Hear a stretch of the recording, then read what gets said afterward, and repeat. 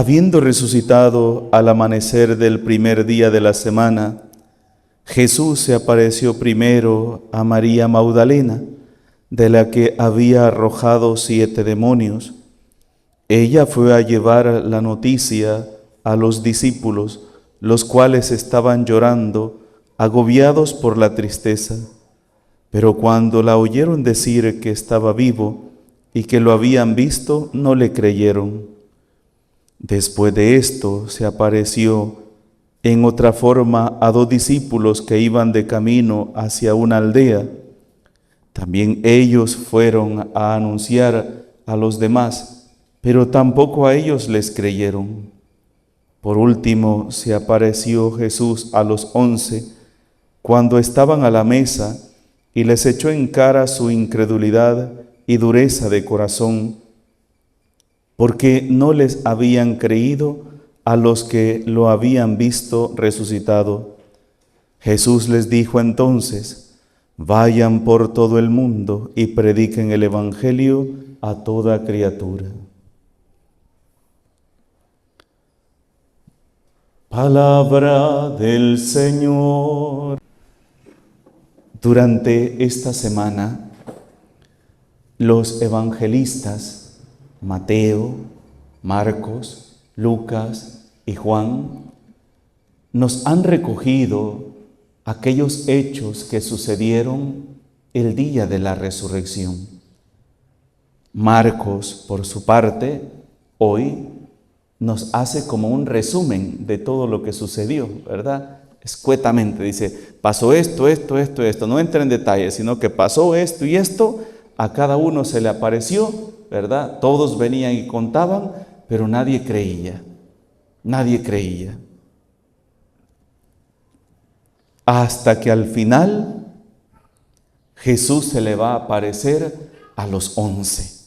Se le va a aparecer y le va a echar en cara su incredulidad.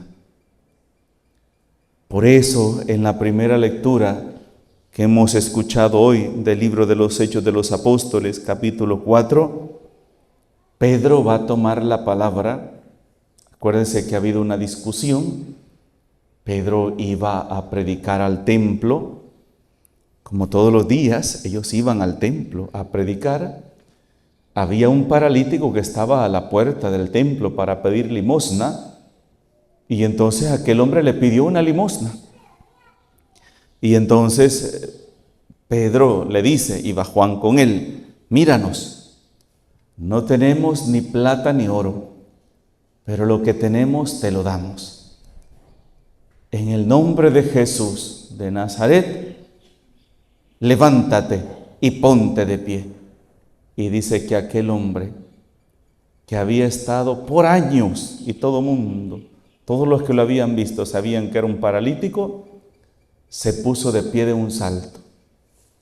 Todos empezaron a glorificar a Dios y Pedro empezó a predicar, a hablarles de Jesús a aquellas personas, porque les dijo: no soy yo el que ha sanado a este hombre, es Jesús, a quienes ustedes, junto con nuestras autoridades, entregaron a los paganos para que lo mataran, pero Dios lo resucitó.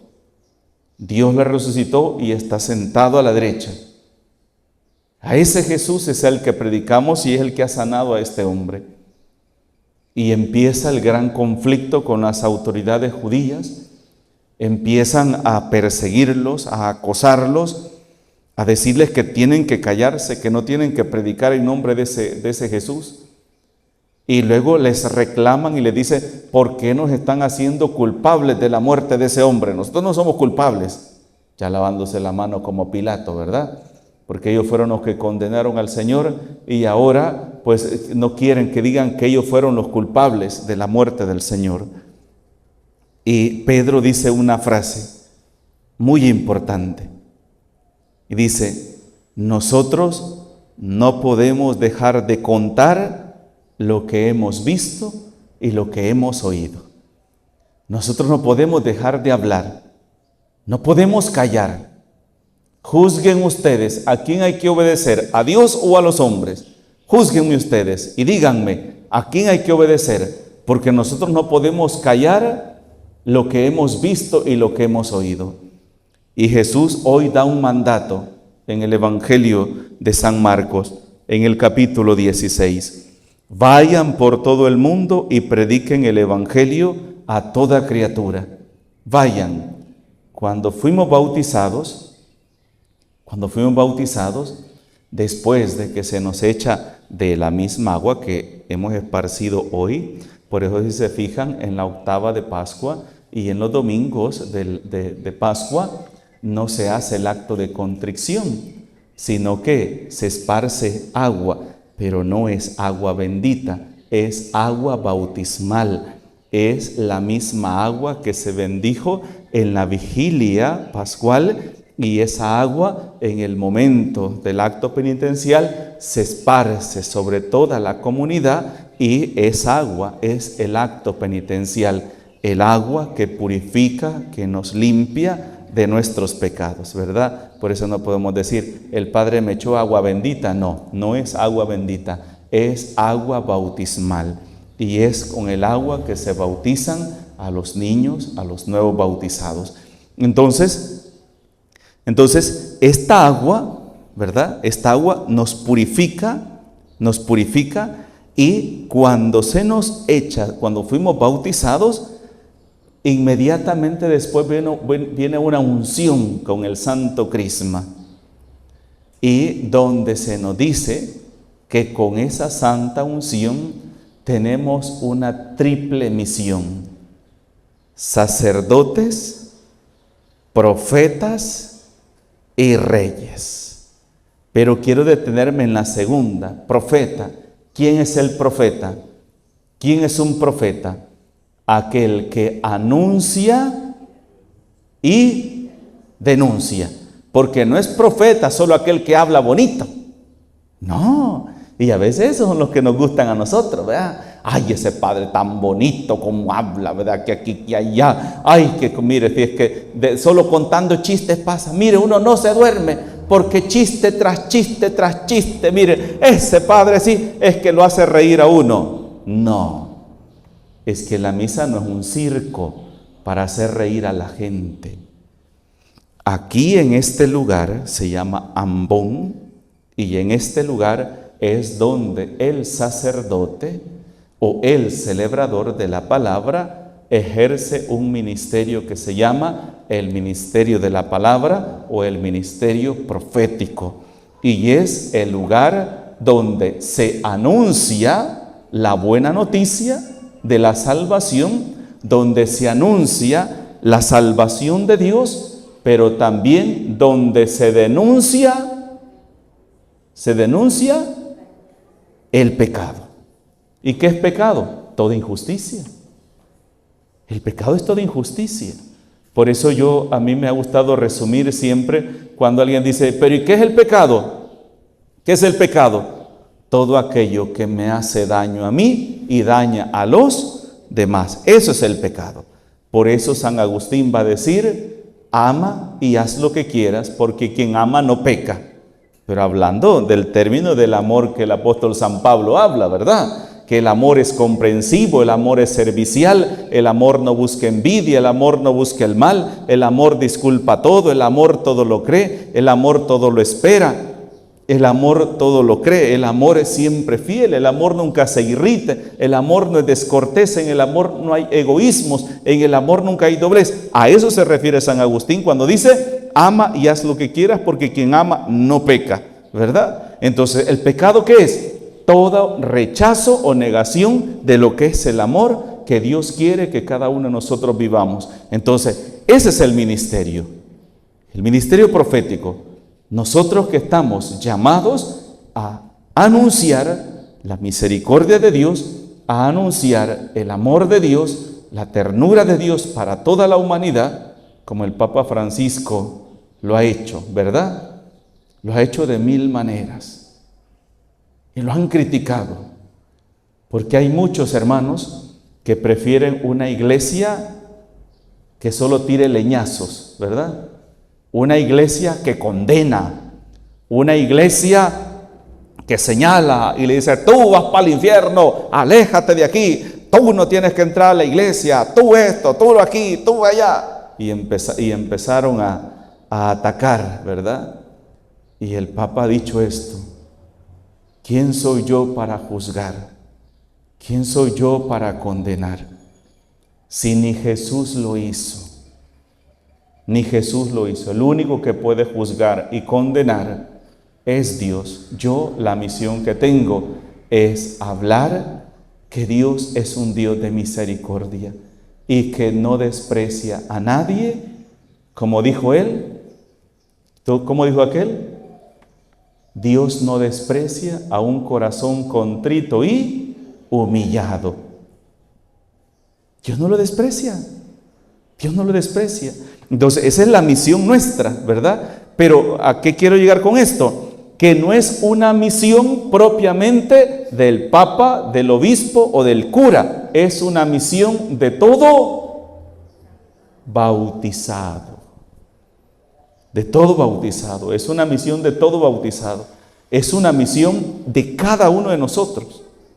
Por eso cuando Jesús hoy dice: vayan por todo el mundo y prediquen el evangelio a toda criatura, hermanos, no se está refiriendo solamente a los apóstoles, ni tampoco solo al Papa, ni tampoco solo a los obispos o a los sacerdotes o a los catequistas. Nos está hablando a todos. Y saben, papás, mamás, ¿dónde deben comenzar ustedes? En su casa. Ahí. Cuesta, claro que sí, pero es que el problema es que queremos hacer en un día lo que nunca hicimos.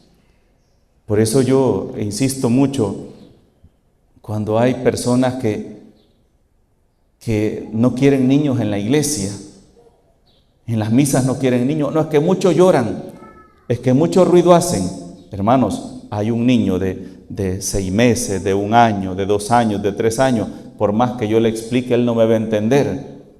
Pero ya un niño más grandecito, yo le voy explicando, tiene que estar sentadito, ya de 4 años, 3, 4 años, 5 años, el niño ya va entendiendo, yo le voy hablando, le voy explicando y el niño va a ir entendiendo. Pero ya un niño de 1 año, por más que le diga que no llore, ¿qué va a hacer? Llorar más, llorar más. Entonces, y hay gente que se enoja porque la gente lleva a los niños a la iglesia, y curas también. Se enojan. Ese niño está llorando, está perturbando. Pues tú mismo estás dictando sentencia a tu parroquia de que esa parroquia un día va a quedar sola. El día que las parroquias cierren las puertas a que las familias vayan con sus hijos a misa, están sentenciando esas parroquias a que en un futuro esas parroquias no va a haber gente, porque a los niños se les enseña desde pequeñitos a ir a la iglesia.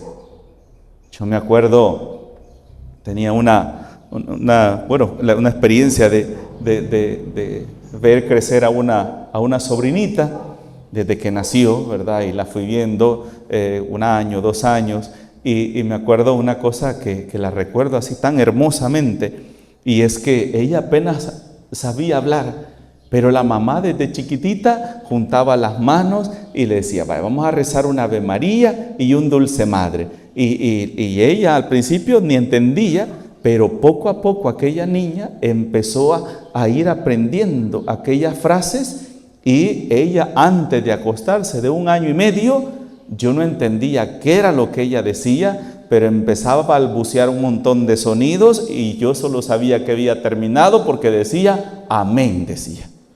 Amén, amén. Pero díganme hoy en día, ¿qué es lo único que saben los niños desde pequeñitos? Ni siquiera hablar saben, pero ¿qué saben hacer? Manejar los celulares, las computadoras. Incluso ellos de 1 año eligen los videos que les gusta y los buscan. ¿Y por qué no enseñarles a los niños el camino del Señor? No, es que está chiquito, padre, no entiende. Pero ¿cómo entiende cómo poner un DVD, poner un video, cómo cambiar los canales en la televisión, cómo buscar videos en su celular, cómo jugar videojuegos? Eso sí lo entiende. Pero de Dios no entiende. que ahí está Papá Diosito, que Mamita María, que el Niño Jesús, ¿verdad? Y hablarles de ellos, ¿verdad? A ellos. No, eso no. Eso no. La evangelización comienza ahí. La misión que el Señor hoy nos da es esa, a cada uno de nosotros, en nuestro campo. O sea, no les está diciendo a ustedes, vayan a la calle, también se puede, pero la evangelización debe comenzar dentro del hogar. No podemos ser candil de la calle y oscuridad de nuestra propia casa. Allí es donde debe comenzar. Entonces debemos comenzar a anunciar la palabra de Dios. Pero ¿qué es lo que ha pasado? Que vivimos tan sumergidos en las cosas de este mundo, en las cosas terrenales.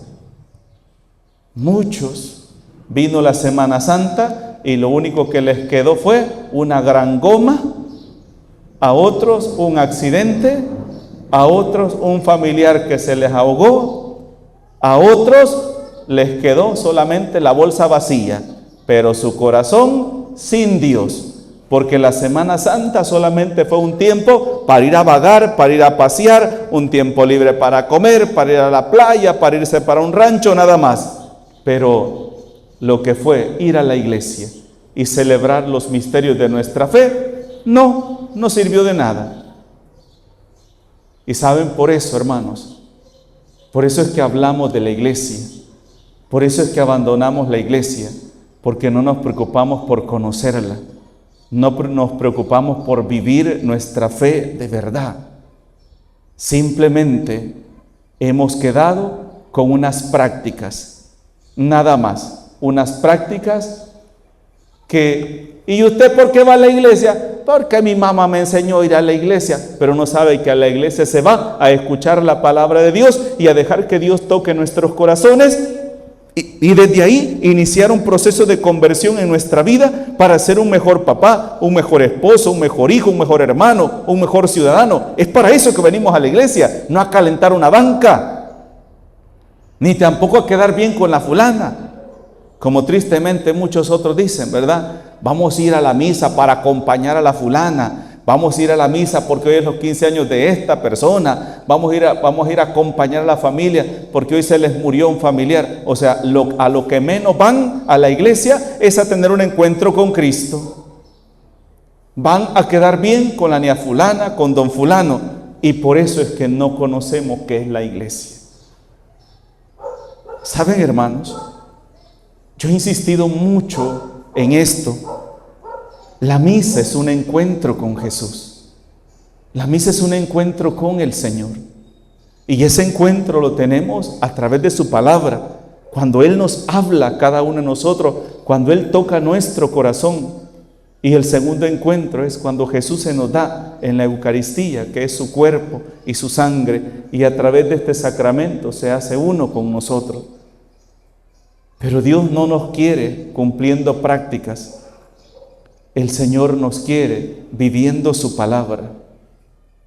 Miren, hoy esta Semana Santa yo veía algunas procesiones que subían en las redes sociales, noticias, ¿verdad? Sobre las procesiones en San Salvador, en otros lugares del Santo Entierro. Hermanos, cuadras y cuadras y cuadras del Santo Entierro. Y yo decía, Dios mío, toda esa gente va porque van a celebrar que Jesús queda enterrado.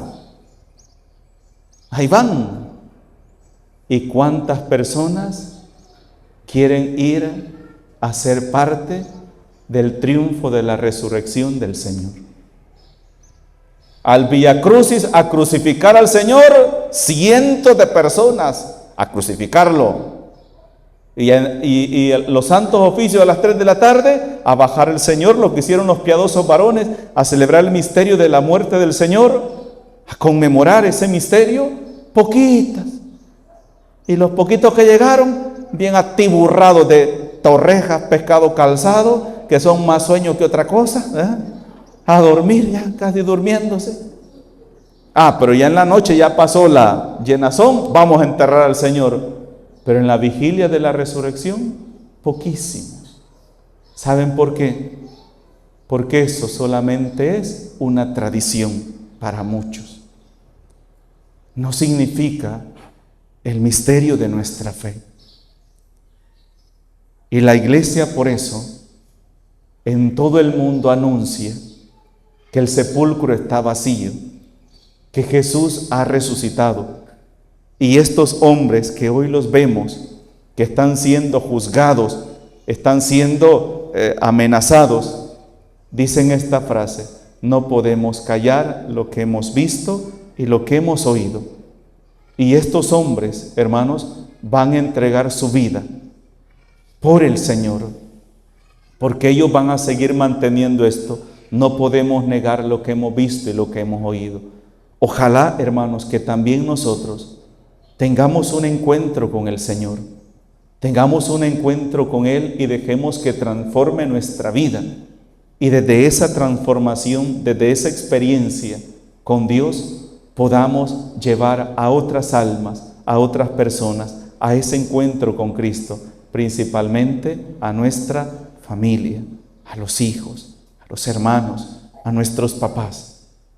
El problema nuestro es que cuando ya el hijo se perdió, cuando ya anda en malas compañías, cuando ya aprendió un vicio, cuando ya lo lleva la policía esposada al hotel de 5 estrellas que está en la falda del volcán, ahí sí quieren que su hijo busque a Dios. Ahí sí, ¿verdad? Busque a Dios, hijo, pídale a Dios. ¿Y quién es Dios para esa persona? Nadie. O como viene alguien y dice: padre, mire, fíjate, mi hijo es malcriado, no me hace caso, me levanta la mano, me grita. Padre, hable con él, padre, hable, mire, para ver que mi hijo entienda. Digo yo, con que no le hace caso a su tata y a su nana, que le da de hartar, mucho menos me va a hacer caso a mí, que no significo nada para él. Simplemente yo voy a ser un metido en su vida. Porque para él los curas son como estilo extraterrestres, unos seres raros que a ver de dónde salieron, ¿verdad? Que pasan metidos ahí en una iglesia, a ver qué harán, ¿verdad? A ver qué son esos hombres, ¿verdad? Eso significa para muchos, el sacerdote no significa nada. Y Dios es una idea, es como el cuento de la ciguanaba, el cipitillo, el cadejo, así para ellos, no significa nada. ¿Por qué? Porque nunca se les enseñó. Por eso la misión que hoy nos da es para todos. Y recibámosla, hagámosla nuestra y llevémosla a la práctica. En el nombre del Padre, del Hijo y del Espíritu Santo. Amén.